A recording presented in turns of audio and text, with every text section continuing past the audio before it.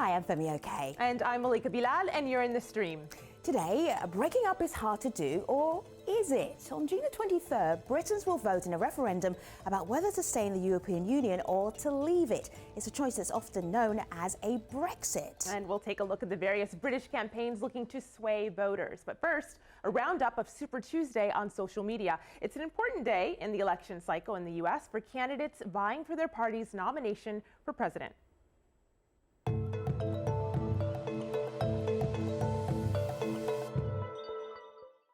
The race for the U.S. presidential nomination just had its biggest night, and the internet is abuzz with commentary on hashtag Super Tuesday. Republican candidate Donald Trump and Democrat Hillary Clinton took the leads in their parties. Well, even with the wins, some online were unhappy with the results either way. Hannah tweets, "For America, it's becoming a reality that Trump and Clinton are going to be the final two. For me, it's becoming a reality to move to Canada." When she wasn't the only one searching, Trump's victory in particular resulted in the popular search, "How to move to Canada if Trump wins." According to Google, a variation of that search jumped by 350% in 4 hours. It's an option one Canadian City Council member encouraged his American followers to explore, linking to Canada's immigration website. But perhaps the most memorable moment online involved Chris Christie, a former presidential candidate himself who recently endorsed Trump. He was shown standing behind the Republican frontrunner with an expression too curious for many online to ignore. We're going to make learning great again, folks. We're going to make it great again. And, I watched Hillary's speech, and we're going to make learning great again, folks. We're going to make it great again. We'll take a closer look at the growing divide over Donald Trump's rise in the Republican Party on Monday's show. So, tweet in. Femi. So now the US election may not be until November, but Britons will be going to the polls in June to vote in a referendum on whether or not to stay in the European Union. This comes after lengthy talks between the British Prime Minister David Cameron and the EU to renegotiate Britain's relationship with the bloc. This deal has delivered on the commitments I made at the beginning of this renegotiation process. Britain will be permanently out of ever closer union, never part of a European superstate. There will be tough new restrictions on access to our welfare system for EU migrants, no more something for nothing. Britain will never join the euro, and we've secured vital protections for our economy and a full say over the rules of the free trade single market while remaining outside the euro. I believe that this is enough for me to recommend that the United Kingdom remain in the European Union, having the best of both worlds. His presentation had a wide response from politicians who quickly began dividing on which move they would support, to stay or leave the EU. Campaigning has also begun in earnest on both sides to sway British voters. Take a look at this push for a Brexit.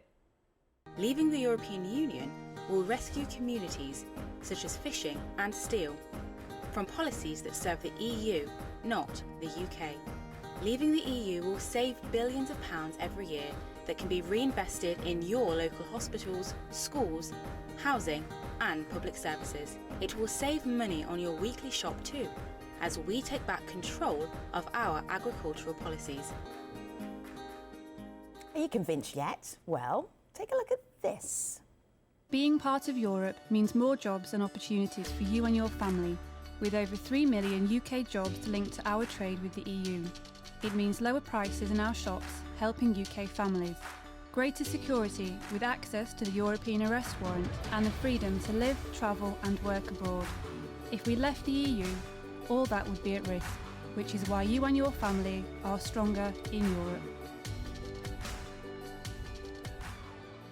So you just saw two very different takes on what staying or leaving the European Union will mean for the British people.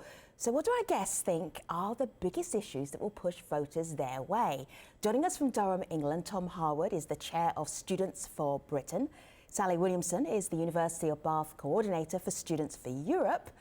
Daryl Stanbury is the former chairman of UKIP Gloucester and a Vote Leave supporter. And in London, Alex Campbell is a video producer who says he will be voting for the UK to stay in the European Union. So you've already decided, Alex. But as far as campaigning is going, who has got the upper hand so far? Stay in, get out. Well, definitely the the public are with the stay-in campaign. There's been some movements in the polls, but it's for the Leave campaign to throw out a good argument, and so far it's not been convincing, and there's been a interesting story and narrative building around certain facts and certain pieces of information. Tom, you're not being very convincing right now, or are you? Well, I think Alex is partly right there.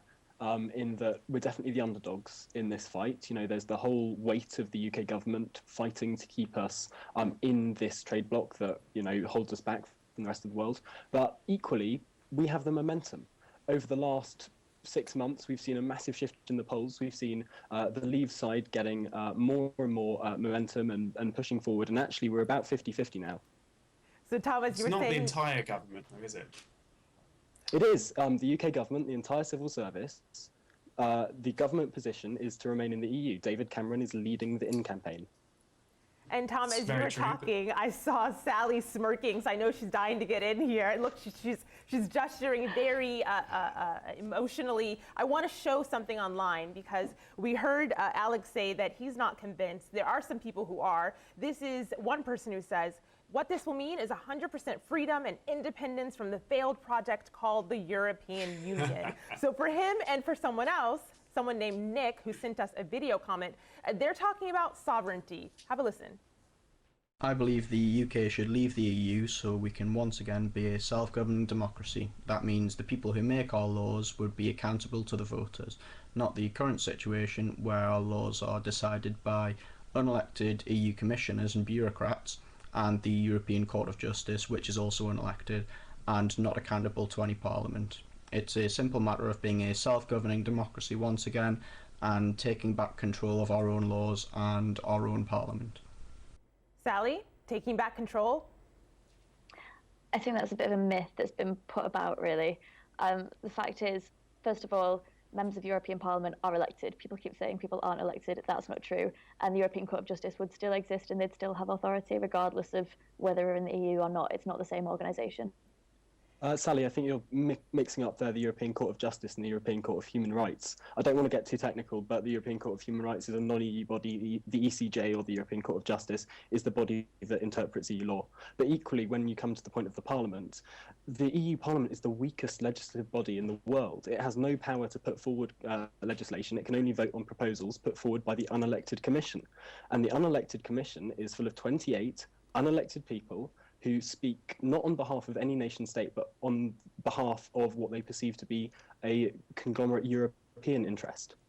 Sally? I think on one hand there, you're probably underestimating the influence that the EU would still have over the UK regardless, but also, I guess, overestimating how much impact the European Parliament and how much control they actually have over the UK. I mean, like, all 28 member states get a veto. They can block anything. They need a full agreement. That's not true.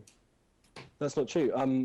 For example, the UK government in the Council of Ministers has voted against and tried to block legislation, I think, over 100 times in the last 10 years. And every single time we've been in the losing minority.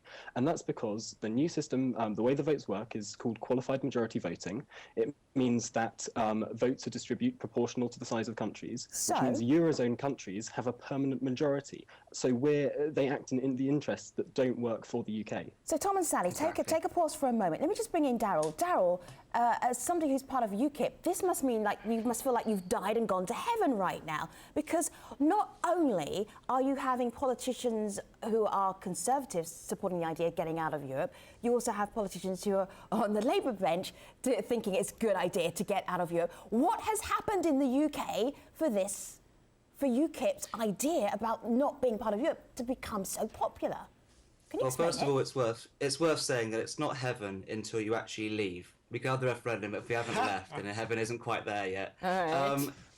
But when it comes to the UK, the Conservatives were essentially put into a corner by the success of UKIP in the European elections, which we won in 2014.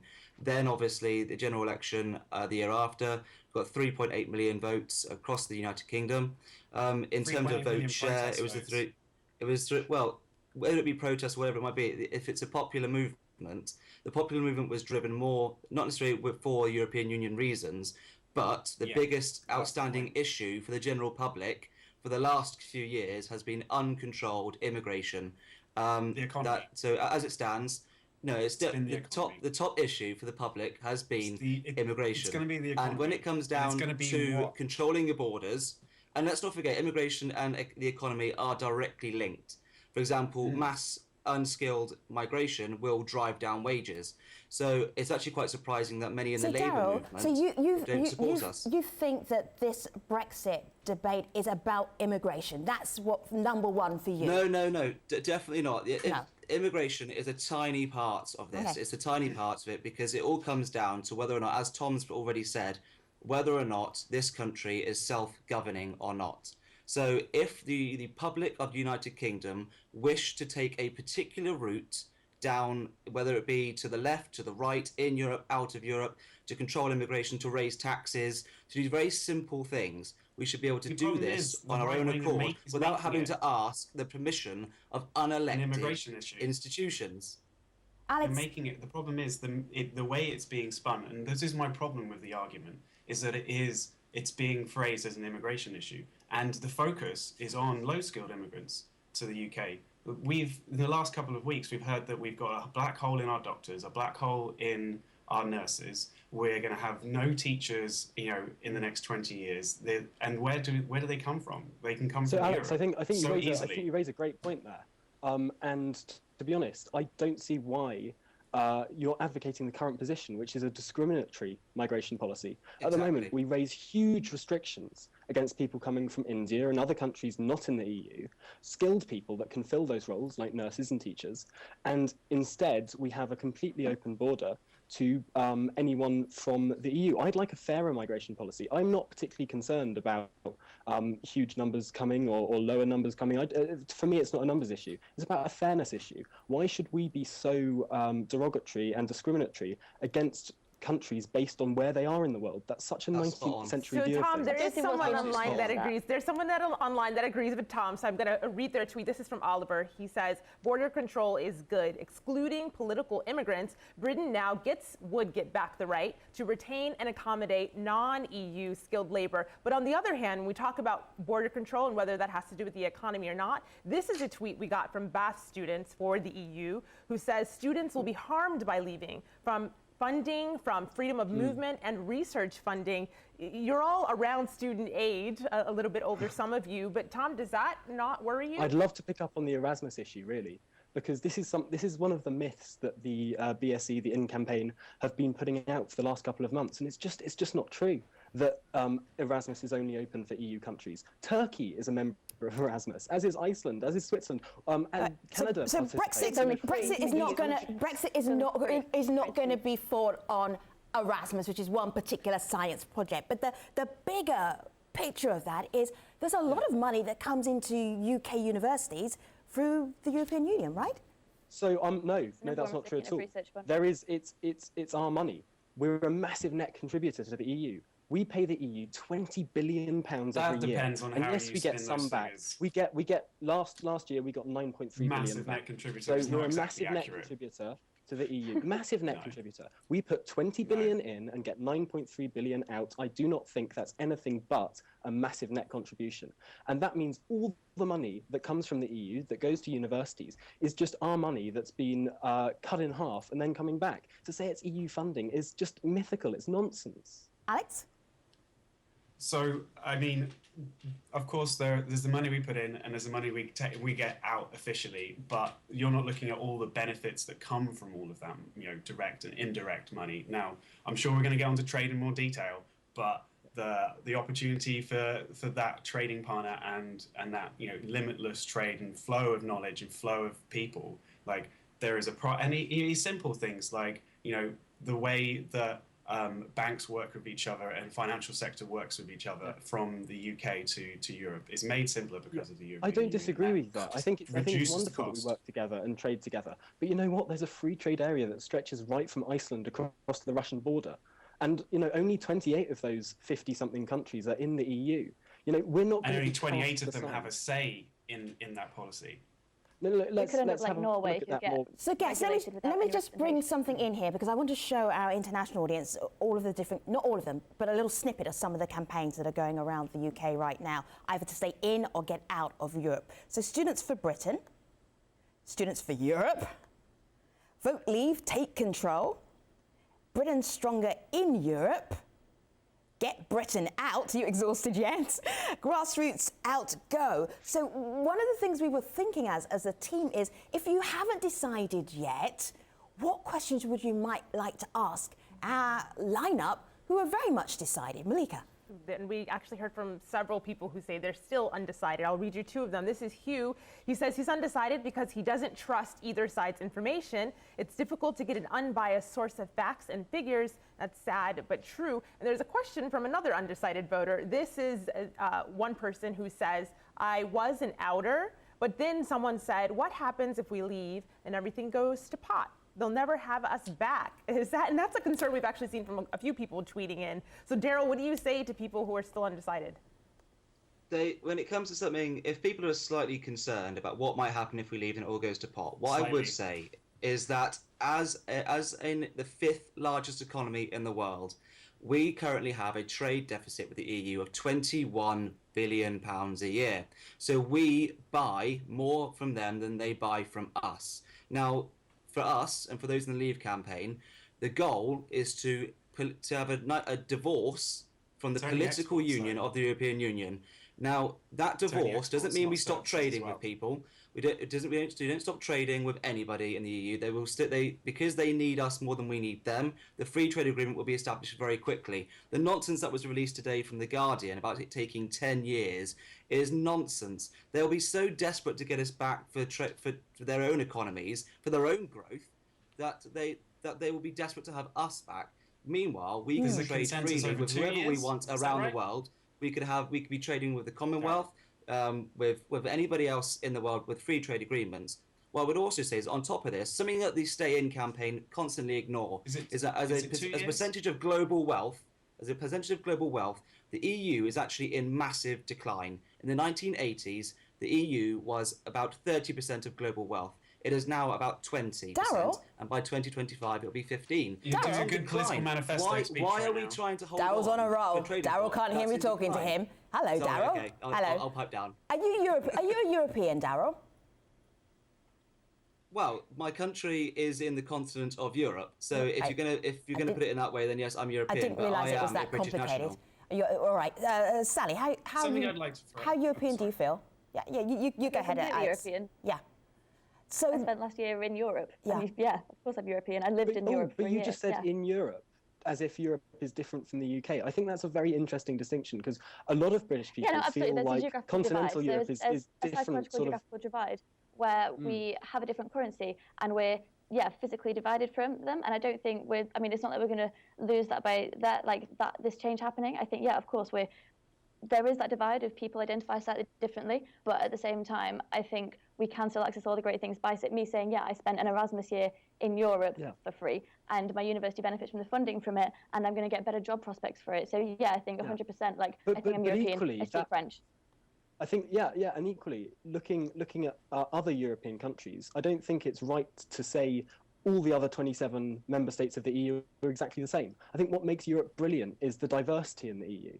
You know, that so many countries have different cultures, have different languages, have different systems of government even. You know, everything about the countries is diverse and wonderful. And the idea of trying to merge that together to make it one thing with crushing that diversity, I think is bad for Europe, not just for Britain. I don't think that's ever tried to happen. I don't think the EU has ever tried to do that. What was the euro if not a political project to harmonise currencies? It's not an economic project. That's been so Tom, if you put your hand in your pocket or in your wallet, you're not going to pull out a euro, though, are you?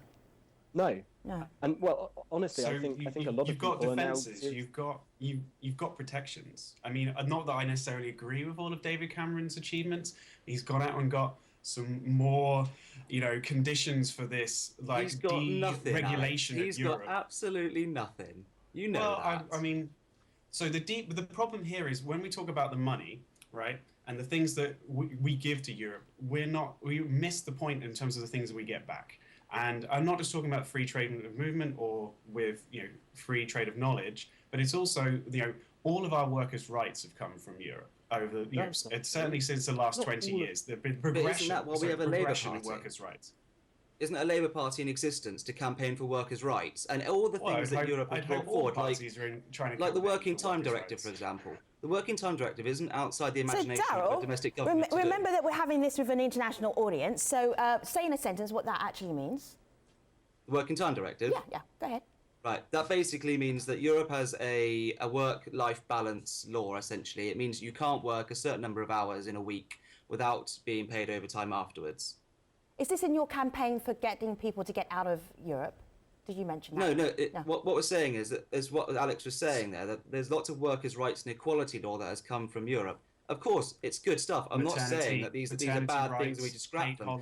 But they're not going to disappear. So I love hearing all your four voices at once. So I'm going to ask you just to pipe down for just a moment so Malika can jump in. Go ahead. Well, Femi, earlier Alex mentioned that talking about just money doesn't talk about what the country could have to gain from this. So online, there's another view. This is David, and I'll pass this over to you, Tom. David says, economically, the UK is struggling to rebuild industry and banks are cash poor. Politically, they're divided left and right. So that's his reasoning. On the other side of that divide, though, Believe says, outside of the EU, we could forge new trade deals, cement the city of London's position as the capital city of the world. So money is definitely on a lot of people's minds online. Tom, what do you make of those two arguments?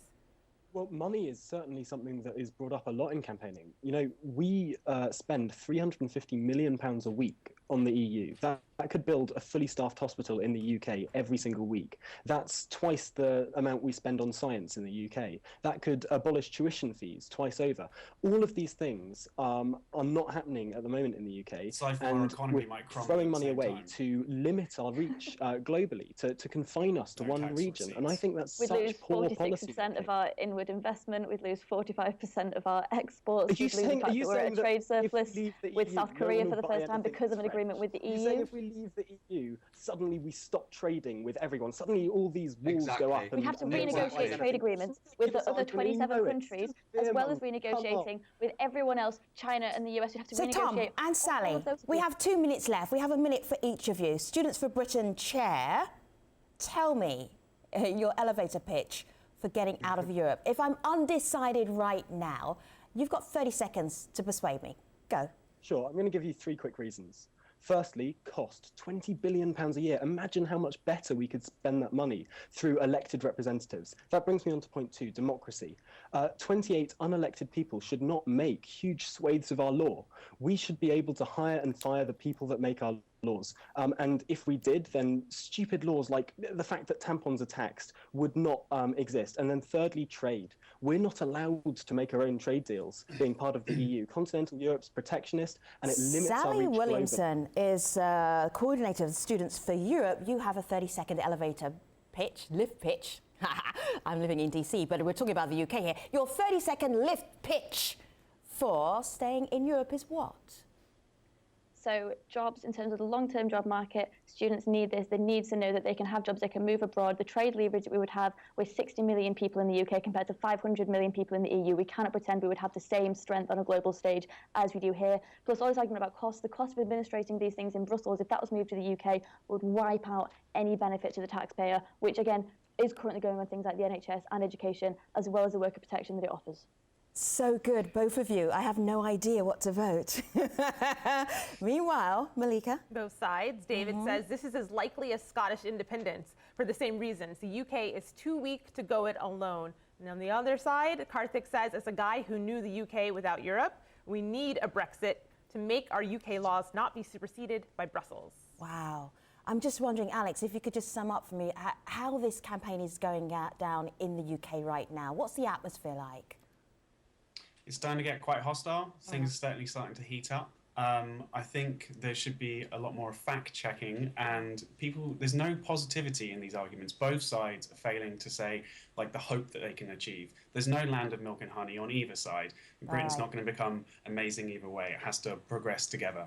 Alex Campbell, Daryl Stanbury, Sally Williamson, Tom Harwood, we're taking you online. Stream.aljazeera.com. Thanks for watching, everybody. Take care.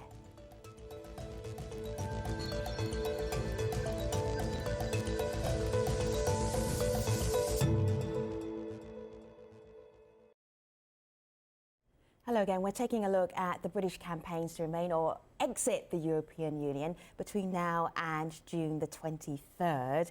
Goodness me. How much time do you feel that you're going to need, Tom, to change the momentum in your favour? Well, I feel that the momentum is entirely in our favour at the moment. We started a bit further behind because, of course, it's difficult to put forward arguments when you've got, massive corporate interests against you. The Remain side is being funded by these huge corporations like Goldman Sachs that have paid years into the EU to adjust laws in their favour, to adjust the regulations in their favour. I think there's a reason that the government and all the corporations are backing an in vote. Not all the corporations, just the massive conglomerates that have spent the FTSE 100 millions of pounds are backing an in vote on EU lobbying to shift the balance. And the heads of our political parties. Okay, well, not all political parties, clearly. Okay. All but one political party. I'll give you that. Exactly. Yeah, you've got Nigel Farage. Sure. But I mean, yeah, sure. But this is not a political establishment campaign. It's clear that the inside is the political establishment, but what we're here to do is put forward the argument that remaining in the EU is not the status quo. And when people realise that a vote to remain is a vote to endorse the current direction of the EU, to hand more power and more money over to the EU every single year, when people realise not if you make it a conversation about hope and change. That's running away from it, you lose the opportunity to move it forwards. Running away from it means that you can't progress. Hope and change comes with leaving. That's what I believe in. That's what we're saying. There is a very positive case to leave the European Union. It could be one where Britain isn't this little island anymore, which is basically pushed around. That's by a country like I mean, you have to appreciate that argument also goes both ways. On the Security Council. We're a member of NATO. We're the head of the Commonwealth, and we can probably have a free trade agreement with most of all those countries. And we're respected because we are the door to Europe for America, for China, for all the Commonwealth. Because we're the 5th largest economy in the world. We won't be at the table. Because we just won't be sitting there. So, Daryl, you said there is a positive case to be made for leaving. I want to give you a doomsday scenario that someone tweeted us. This is at Jobs. It says, number 1, if the UK leaves, the EU ceases to exist. Number 2, Scotland will become independent. Number 3, interest rates will soar. And number 4, the housing market dies. Accurate. Well, if I start with number one. What do you think? Number 1, if the UK leaves and the EU dies, that's not a bad thing for those European countries, right? Because again, it's not just Britain that is subjugated by unelected officials on laws that they do not vote for. Let's see how the European Union treated Greece when it was basically bankrupt. It was bullied, and then it was squeezed, and the poor people of Greece were suffered. That's all right. Then it's all right to crush an entire population just because they don't do what you ask them to do. Let's look at Italy. Italy had an elected government that was then overthrown and put in a technocrat who was never elected. This is meant to be a democratic experiment, which is actually going around to all these different countries in Europe and ruining them democratically.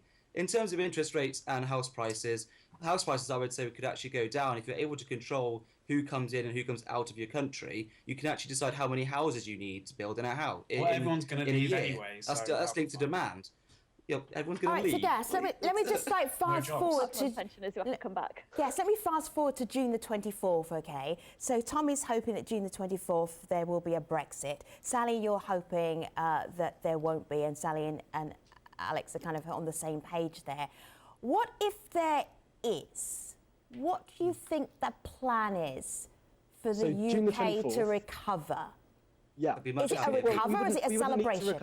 We wouldn't need to recover. What goes on? As soon as we leave, day one of after we vote to leave, nothing changes. We're still basically a member with the EU, and then what happens is a negotiation period. We forge a new free trade deal with the EU, which cements our place in this free trade area that exists from non-EU Iceland right up to non-EU countries on the Russian border. You're talking about a 2-year negotiation period, though. No, we're not. Things are going to break down. No government in their right mind would activate Article 50 on day 1 after the referendum. That's madness.